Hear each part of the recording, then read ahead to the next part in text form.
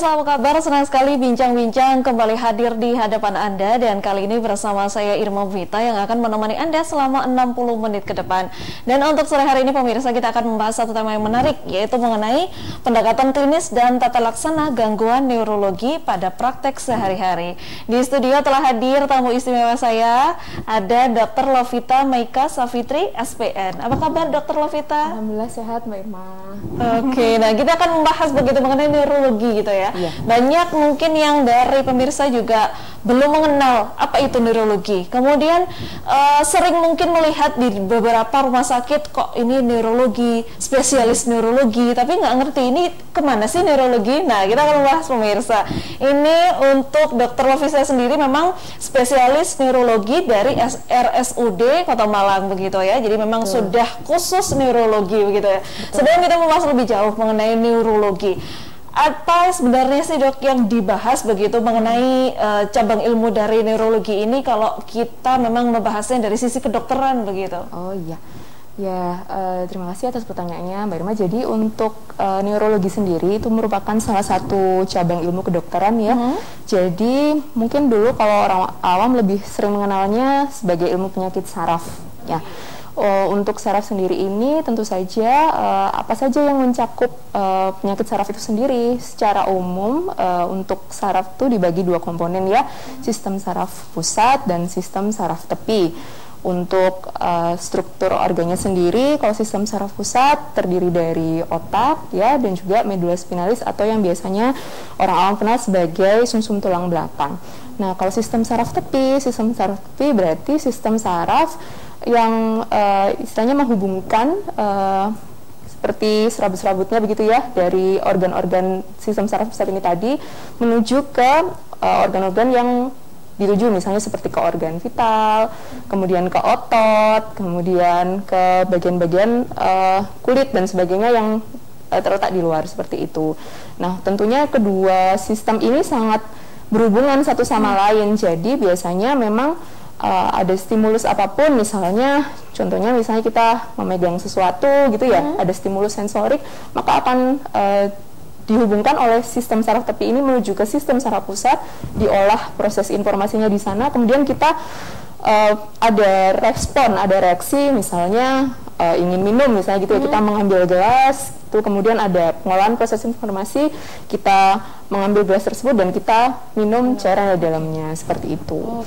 Jadi ya segala macam permasalahan yang terkait kedua sistem tersebut adalah bagian dari neurologi.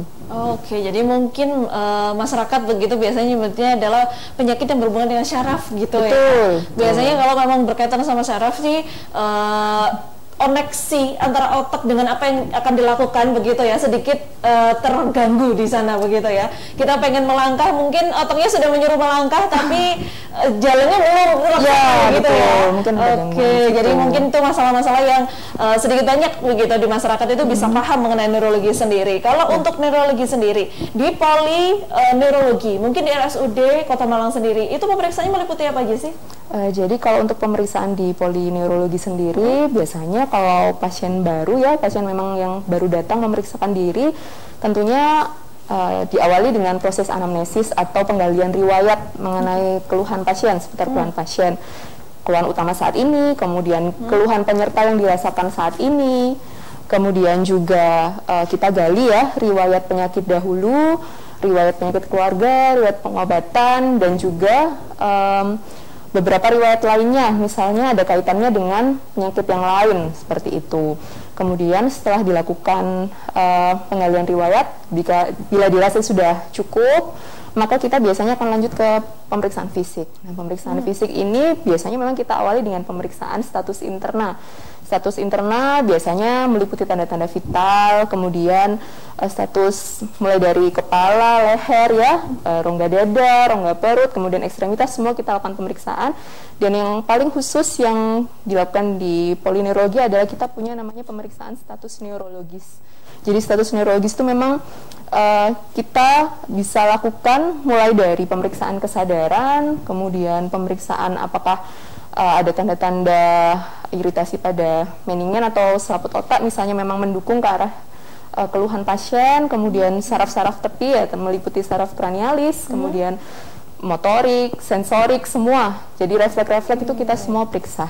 Mungkin di poli biasanya kita periksa memang cukup lama ya Mbak ya, karena memang harus detail pemeriksaannya untuk lebih spesifik apakah memang ini keluhan yang mengarah pada diagnosis neurologis atau bukan, seperti itu. Oke, jadi memang harus detail seperti itu ya. Itu selain kita pemeriksaannya melalui sharing atau wawancara sama pasien gitu ya. Nah itu juga ada langkah lanjutan nggak sih, seperti misalkan harus ronsen dan sebagainya begitu? Bila memang dari hasil pemeriksaan anamnesis ya, pengalian riwayat dan juga pemeriksaan fisik, memang dibutuhkan pemeriksaan untuk menunjang diagnosis, mungkin dengan pemeriksaan foto ya, mungkin dengan pemeriksaan laboratorium atau mungkin pemeriksaan elektrofisiologis yang memang kita butuhkan untuk mendukung diagnosis, maka tentu pasien akan kita rujuk, istilahnya ya, kita buatkan rujukan atau permintaan untuk dilakukan pemeriksaan penunjang. Oke, jadi memang sedetail itu kalau untuk menyangkut saraf gitu ya. Kalau yang sering begitu, keluhan mungkin ya, keluhan yang kira-kira sering diperiksakan yang paling ringan begitu, seputar apa dok biasanya? Kalau ringan biasanya terkait ini mungkin di poli ya, yang rawat jalan biasanya paling sering memang pasien datang dengan keluhan nyeri. Itu yang sampai sekarang memang masih nyerinya pada kaki tangan dimanapun, bisa di lutut, bisa di punggung bawah, biasanya bisa nyeri kepala, nyeri di leher, dimanapun biasanya yang hubungannya memang mengarah pada kelainan pada sistem saraf tepi paling sering. Oke, jadi memang nyeri-nyerinya itu tadi ya, karena tidak nyaman ya. Betul. Apalagi kalau tiap hari kita merasakan itu, aktivitas pasti terganggu gitu ya. Nah, kalau untuk kira-kira begitu ya, biasanya orang ini datang ke sebuah poli atau ke sebuah rumah sakit itu kalau keluhannya udah nggak bisa ditahan banget gitu ya, udah parah lah istilahnya. Nah, kalau kita pengen memeriksakan diri, kira-kira waktu yang tepat buat kita periksa kita ini sakit, ada kendala kah untuk saraf kita dan lain sebagainya, itu kapan sih?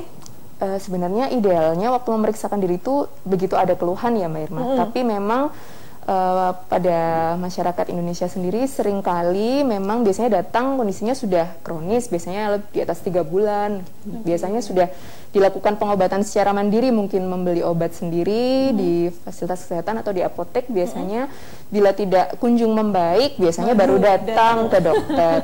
Nah, kalau untuk kondisi-kondisi emergensi baru biasanya pasien dan keluarganya langsung datang, biasanya ke instalasi gawat darurat dulu, seperti itu.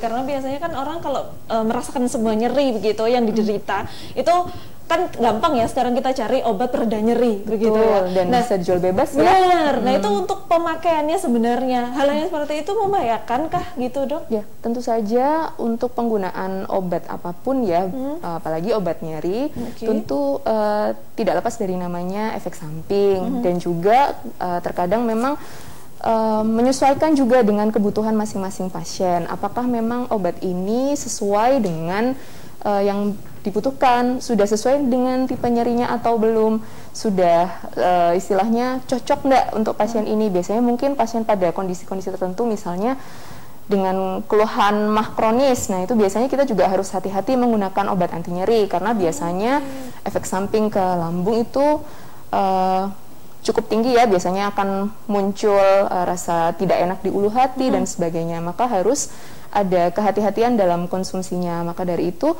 kita selain juga menentukan tipe nyerinya biasanya ya, apakah memang ini nyeri yang sifatnya nosiseptif, nyeri yang mungkin hanya melibatkan bagian otot atau mungkin kondisi sendi seperti itu, atau mungkin nyerinya neuropatik yang memang sifatnya khas pada saraf gitu. Biasanya diobati dengan obat-obat nyeri biasa, tidak kunjung membaik justru. Jadi biasanya kalau nyeri-nyeri yang biasa, nyeri-nyeri nosiseptif yang akut, mungkin masih bisa, tapi kalau udah nyeri neuropatik akan kesulitan biasanya redanya. Baik, kita akan membahas lebih lanjut begitu mengenai neurologi ini tadi, dan apa saja yang kira-kira patut diwaspadai begitu pemirsa ya. Kita akan membahasnya sesaat lagi, tetaplah di Bincang-Bincang.